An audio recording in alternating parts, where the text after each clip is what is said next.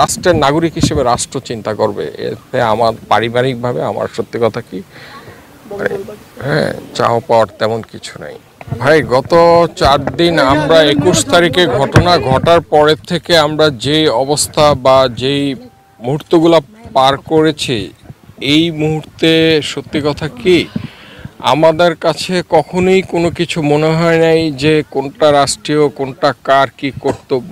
আমরা সত্যি কথা পরিবার হয়ে আমাদের ভিতরে একটাই ছিল, ওর কথা ছিল যে আমি তো চলে যাবই, আমি চলে গেলে আমাকে যত দ্রুত পারো আমাকে আমার বাবা মার পাশে সমাহিত করবা।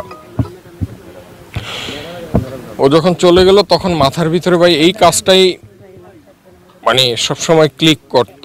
এখন রাষ্ট্র তার নাগরিকের জন্য কি করবে সেটা সত্যি কথা রাষ্ট্র পরিচালনার দায়িত্বে যারা থাকে তাদের এটা রেসপন্সিবল।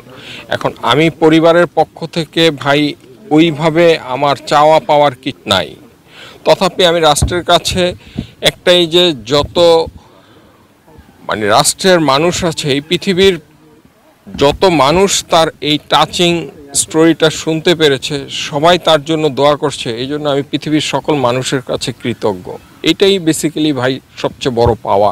একটা মানুষ জন্ম মৃত্যু আমাদের সবারই হবে, কিন্তু কেউ তার কর্মের মাধ্যমে বেঁচে থাকবে। তো আমি মনে করি যে আমার সহধর্মিণী মাহিরিন চৌধুরী তার হয়তো কর্মের মাধ্যমে সে পৃথিবী যতদিন থাকবে হয়তো বেঁচে থাকবে, ঠিক আছে, কিন্তু তার জীবদ্দশায় যদি তার এই ধরনের কোনো ঘটনা ঘটতে হয়তো সে সেটা দেখে যেতে পারতো। তো এটাই ভাই, আর তো কিছু তেমন কিছু বলার নাই। এখন আপনারা যে প্রশ্নটা করলেন এই প্রশ্নটার ক্ষেত্রে ভাই রাষ্ট্রের নাগরিক হিসেবে রাষ্ট্র চিন্তা করবে, এতে আমার পারিবারিকভাবে আমার সত্যি কথা কি হ্যাঁ চাওয়া পাওয়ার তেমন কিছু নাই।